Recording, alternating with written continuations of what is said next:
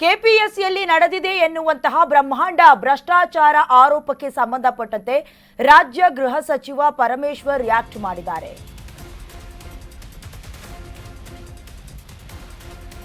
KPSC ಆರೋಪದ ವಿಚಾರಕ್ಕೆ ಸಂಬಂಧಪಟ್ಟಂತೆ ಪರಂ ಪ್ರತಿಕ್ರಿಯೆ ನೀಡಿದ್ದಾರೆ. ಕೆಪಿಎಸ್ಸಿ ನೇಮಕಾತಿ ಬಗ್ಗೆ ಹಲವು ದೂರುಗಳು ಬರ್ತಾ ಇದೆ. ಬಹಳ ವರ್ಷಗಳಿಂದ ದೂರುಗಳು ಬರುತ್ತಲೇ ಇದೆ. ನಾವು ಕೂಡ ಸರ್ಕಾರದ ವತಿಯಿಂದ ಸರಿಪಡಿಸುವ ಕೆಲಸವನ್ನ ಮಾಡ್ತಾ ಇದ್ದೀವಿ. ಇನ್ನು ಕಾರ್ಯದರ್ಶಿ ಸೇರಿದಂತೆ ಅಧಿಕಾರಿಗಳ ಬದಲಾವಣೆ ಕೂಡ ಆಗಿದೆ. ಈ ರೀತಿ ಆಗ್ತಿದೆ ಅಂದಾಗ ಹೊಣೆ ಹೊತ್ಕೊಳ್ಬೇಕು, ಜೊತೆಗೆ ಅದನ್ನ ಸರಿಪಡಿಸುವಂತ ಕೆಲಸ ಕೂಡ ಶೀಘ್ರದಲ್ಲಿ ಆಗಬೇಕು ಅನ್ನೋದಾಗಿ ಬೆಂಗಳೂರಿನಲ್ಲಿ ಗೃಹ ಸಚಿವ ಡಾಕ್ಟರ್ ಜಿ ಪರಮೇಶ್ವರ್ ಹೇಳಿಕೆಯನ್ನ ಕೊಟ್ಟಿದ್ದಾರೆ. ಎಷ್ಟೇ ಎಚ್ಚೆತ್ತುಕೊಂಡ್ರು ಕೂಡ ಈ ಮಣ್ಣು ತಿನ್ನುವಂತ ಕೆಲಸವನ್ನ ಕೆಲ ಅಧಿಕಾರಿಗಳು ಹಣದ ಆಸೆಗಾಗಿ ಅಥವಾ ಅವರವರಿಗೆ ಇಷ್ಟ ಬಂದ ವಿದ್ಯಾರ್ಥಿಗಳನ್ನ ಅಥವಾ ಅವರಿಗೆ ಸಂಬಂಧಪಟ್ಟಂತೆ ಯಾರು ಕೈ ಬೆಚ್ಚಗೆ ಮಾಡಿರ್ತಾರೆ ಪ್ರಭಾವಿಗಳು ಅವರ ಮಕ್ಕಳನ್ನ ಪಾಸ್ ಮಾಡಿಬಿಟ್ರೆ ಸಾಕು, ಬೇರೆ ಏನು ಆಗದಿದ್ರು ಪರವಾಗಿಲ್ಲ, ಇಡೀ ರಾಜ್ಯವೇ ಹೊತ್ತಿ ಉರಿತಾ ಇದ್ರು. ನಿಮಗೆ ಗೊತ್ತಿರೋ ಹಾಗೆ ದಾವಣಗೆರೆಯಲ್ಲೂ ಕೂಡ ಜೆನ್ಸಿ ವಿದ್ಯಾರ್ಥಿಗಳು ಪ್ರೊಟೆಸ್ಟ್ ಮಾಡಿದ್ರು. ಎಕ್ಸಾಮ್ ಕಂಡಕ್ಟ್ ಮಾಡ್ತಾ ಇಲ್ಲ, ಏಜ್ ಬಾರ್ ಆಗ್ತಾ ಇದೆ ಅಥವಾ ವಯಸ್ಸಿನ ಮಿತಿ ಮೀರ್ತಾ ಇದೆ, ನಾವು ಕೂಡ ಒಂದಷ್ಟು ವರ್ಷಗಳಿಂದ ಪ್ರಿಪೇರ್ ಆಗ್ತಾ ಇದ್ದೀವಿ, ಇದಕ್ಕೆಲ್ಲ ಏನ್ ನ್ಯಾಯ ಕೊಡೋದಕ್ಕೆ ಸಾಧ್ಯ? ಸಂಬಂಧಪಟ್ಟಂತೆ ಗೃಹ ಸಚಿವರು ಕೂಡ ಅಸಹಾಯಕರ ರೀತಿಯಲ್ಲಿ ಹೇಳಿಕೆಯನ್ನು ಕೊಟ್ಟಿರೋದು ನಿಜಕ್ಕೂ ಕೂಡ ಒಪ್ಕೊಳ್ಳೋದಕ್ಕೆ ಸಾಧ್ಯ ಇಲ್ಲ. ಒಂದು ರೀತಿ ಎಲ್ಲ ಬೆಳಕಿಗೆ ಬಂದಿದೆ, ಎಲ್ಲ ಗೊತ್ತಾಗ್ತಿದೆ, ಬಟ್ ನಮ್ಮ ಕೈಲಿ ಇಲ್ಲ ಅನ್ನುವಂಥ ರೀತಿಯಲ್ಲಿ ಹೇಳ್ತಾ ಇದ್ದಾರಲ್ಲ. ರಾಜ್ಯ ಗೃಹ ಸಚಿವರೇ ಹಿಂಗೆ ಅಂದುಬಿಟ್ರೆ ಬೇರೆಯವರು ಏನು ಮಾಡೋದಕ್ಕೆ ಸಾಧ್ಯ ಅನ್ನುವಂಥ ಪ್ರಶ್ನೆ ಸಂಬಂಧಪಟ್ಟಂತೆ ಮಾತನಾಡಿದ್ದಾರೆ. ನೋಡ್ಕೊಂಡು ಬನ್ನಿ. ಸ್ಟೆಪ್ಸ್ ಅನ್ನ ತಗೊಂಡಿದ್ದಾರೆ. ನಾವು ಪದೇ ಪದೇ ಇದನ್ನ ಅವರಿಗೆಲ್ಲ ಕರೆಸಿ ಮುಖ್ಯಮಂತ್ರಿಗಳು ಮಾತಾಡಿ ಅಲ್ಲಿನ ವ್ಯವಸ್ಥೆಗಳು ಸೆಕ್ರೆಟರಿಗಳು ಚೇಂಜ್ ಮಾಡಿ ಅದೆಲ್ಲ ಬೇಕಾದಷ್ಟು ಸ್ಟೆಪ್ಸನ್ನು ತಗೊಂಡಿದ್ದಾರೆ. ಆದರೂ ಕೂಡ ಈ ರೀತಿ ಆಗ್ತದೆ ಅಂತ ಅಂದಾಗ ಸ್ಪೆಸಿಫಿಕ್ ಆಗಿ ಯಾರು ಅದರಲ್ಲಿ ಹೊಣೆ ತಗೋಬೇಕಲ್ಲ, ಯಾರಾದರೂ ಸೆಕ್ರೆಟ್ರಿನೋ ಚೇರ್ಮನ್ನೋ ಯಾರಾದರೂ ಹೊಣೆ ತಗೋಬೇಕಾಗುತ್ತೆ. ಅದರಿಂದ ಅದನ್ನು ಸರಿಪಡಿಸೋದು ಆದಷ್ಟು ಶೀಘ್ರವಾಗಿ ಉತ್ತಮ ಅಂತ ಅನಿಸುತ್ತೆ. ಯಾಕೆಂದರೆ ನಾವೀಗ 56,000 ಜನ ರೆಕ್ರೂಟ್ಮೆಂಟ್ ಮಾಡೋದಕ್ಕೆ ಹೊರಟಿದ್ದೇವೆ. 56,000 ಜನ ರೆಕ್ರೂಟ್ಮೆಂಟ್ ಮಾಡೋದು ಕೆಲವು KEಗೆ ಹೋಗುತ್ತೆ, ಕೆಲವು KPSCಗೆ ಹೋಗುತ್ತೆ. ಈ ಸಂದರ್ಭದಲ್ಲಿ ಈ ಗೊಂದಲಗಳು ಆಗಬಾರ್ದು ಮತ್ತು ನ್ಯಾಯಯುತವಾಗಿ ಟ್ರಾನ್ಸ್ಪರೆಂಟ್ ಆಗಿ ಆಗಬೇಕು. ಅದಕ್ಕೆ ಏನು ಸ್ಟೆಪ್ಸ್ ತಗೋಬೇಕು ಅದನ್ನೆಲ್ಲ ನಾವು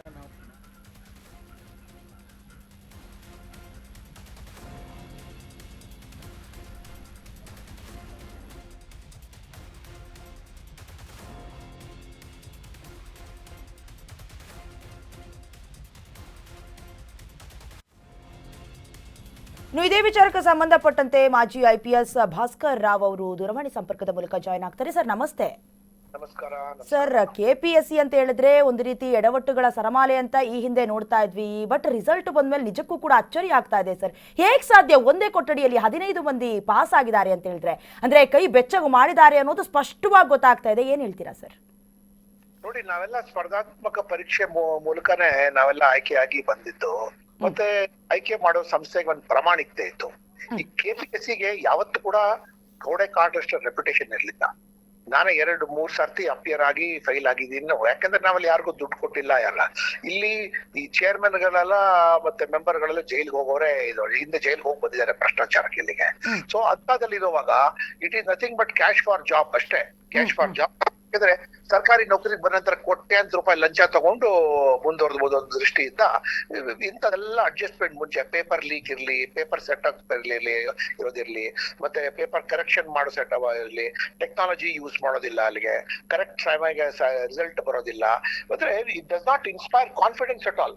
ಯಾವ ಒಂದು ಎಂತ ಮೇಧಾವಿಗಳ ಬೆಂಗಳೂರಲ್ಲಿ ಇದ್ದಾರೆ ಮಾನವ ಸಂಪನ್ಮೂಲ ತಜ್ಞರು, ಬಟ್ ಅವರನ್ನು ಬಿಟ್ಬಿಟ್ಟು ಯಾರು ನಮ್ ಜಾತಿನವ್ರಿಗೆ ಹಾಕೋದು, ಅವ್ರಿಗೆ ಸೆಲೆಕ್ಟ್ ಮಾಡಿಸೋದು, ಅರ್ಹತೆ ಇಲ್ಲಿರೋದು, ಯೋಗ್ಯತೆ ಇಲ್ದಿರೋರು, ಯಾರೋ ಮಾಜಿ ಅಧಿಕಾರಿಗಳಿಗೆ ಪ್ಲೀಸ್ ಮಾಡಕ್ ಸಲುವಾಗಿ ಯಾರು ದುಡ್ಡು ತಂದು ಕೊಡ್ತಾರೆ ಪಕ್ಷಕ್ಕೆ, ಅಂತವ್ರು ತಗೊಂಬಂಡ್ ಹಾಕಿದ ನಂತರ ಯುವಕರಿಗೆ ಹಾದಿನೇ ತಪ್ಪಿಸ್ಬಿಡ್ತಿರಲ್ಲ. KPSC ಅಟ್ಲೀಸ್ಟ್ ಪ್ಯೂರ್ ಆಗಿಟ್ಟಿರಿ, ಕ್ಲೀನ್ ಆಗಿಟ್ಟಿರಿ. ಅಟ್ಲೀಸ್ಟ್ ಮುಂದಿನ ಪೀಳಿಗೆಗೆ ಅವರು 35-38 ವರ್ಷ ಅವ್ರ ಸರ್ಕಾರದ ಸೇವೆ ಬರೋವಾಗ್ಲೇನೆ ಅವ್ರು ಲಂಚ ಕೊಟ್ಟು ಬರ್ಬೇಕು, ಜಾತಿ ಹಿಡ್ಕೊಂಡು ಬರ್ಬೇಕು, ಅಥವಾ ಯಾರ್ದು ಕೈ ಕಾಲ್ ಮೇಲೆ ಬಿದ್ದು ಬರ್ಬೇಕು, ಮತ್ತೆ ಯಾರಿಗಾದ್ರೂ ಒಂದು ಅಪ್ರೋಚ್ ಮಾಡ್ಕೊಂಡೆ ಆ ಲೆವೆಲ್ಗೆ KPSC ಬಂದ್ಬಿಟ್ಟಿದೆ.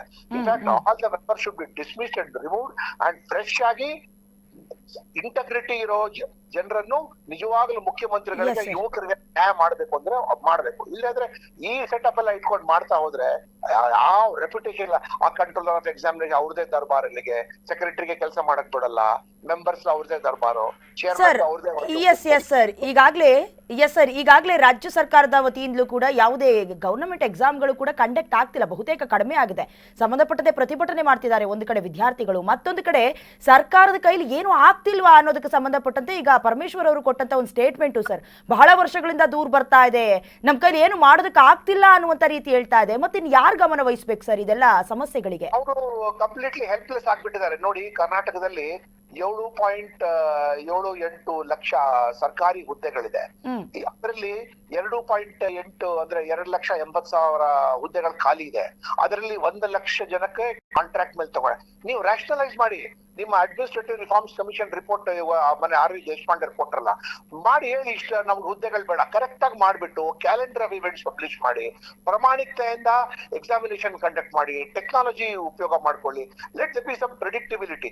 ಆಮೇಲೆ ಸೆಲೆಕ್ಷನ್ ಮಾಡಿದ ನಂತರ ಕರೆಕ್ಟ್ ಆಗಿ ಟ್ರೈನಿಂಗ್ ಸೆಂಟರ್ಸ್ ಆಲ್ಸೋ ರೆಡಿ ಆಗಿರ್ತಾರೆ ಮಾಡೋದು. ಕಂಪ್ಲೀಟ್ ಅವ್ಯವಸ್ಥೆ ಒಳಗೆ ನೀವು ಮುಳುಗಿಟ್ಟಿದ್ದೀರಿ. ನೀವು ಅಲ್ಲಿಗೆ ಒಂದು ಕಿಂಚಿತ್ ಕೂಡ ಪ್ರೊಫೆಷನಲಿಸಮ್ ಇಲ್ಲ ಅಲ್ಲಿಗೆ. ಬೋಗಸ್ ಇನ್ಸ್ಟಿಟ್ಯೂಷನ್ ಎಕ್ಸಾಮಿನೇಷನ್ ಕೊಟ್ಟ ತಕ್ಷಣ ಎಲ್ಲ ಫಸ್ಟ್ ರಣ ಹದ್ದುಗಳ ತರ ಬೀಳೋದು ಯುವಕರ ಮೇಲೆ. ಯಾರಿಂದ ಎಷ್ಟು ದೋಚಬಹುದು, ಯಾರಿಂದ ಎಷ್ಟು ದುಡ್ಡು ಹೊಡಿಬಹುದು, ಹೆಂಗೆ ಇದಕ್ಕೆ ಮ್ಯಾನಿಪುಲೇಟ್ ಮಾಡೋದು.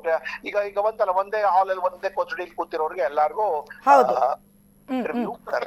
ಸರ್, ಈಗ ಯಾವುದೇ ಕಾಂಪಿಟೇಟಿವ್ ಎಕ್ಸಾಮ್ ಆದ್ರೂ ಅದರೊಳಗೆ KPSC ಎಕ್ಸಾಮ್ ಅಂತಂದ್ರೆ ಬಹಳಷ್ಟು ಸ್ಟ್ರಿಕ್ಟ್ ಆಗಿ ನಡೆಯುತ್ತೆ, ನಿಮ್ಗೂ ಗೊತ್ತಿರುತ್ತೆ ಸರ್, ನೀವು ಬರ್ದಿರ್ತೀರಾ. ಸೊ ಹಾಗಾಗಿ ಈಗಂತೂ ಕೆಲವೊಂದಷ್ಟು ಟೆಕ್ನಾಲಜಿಗಳನ್ನ ಕೂಡ ಬಳಸ್ಕೊಳ್ಳೋದ್ರಿಂದ ಸರ್ ಎಲ್ಲ ಎವಿಡಿಯಂಟ್ ಆಗಿ ತಗೊಳ್ಬಹುದಲ್ಲ.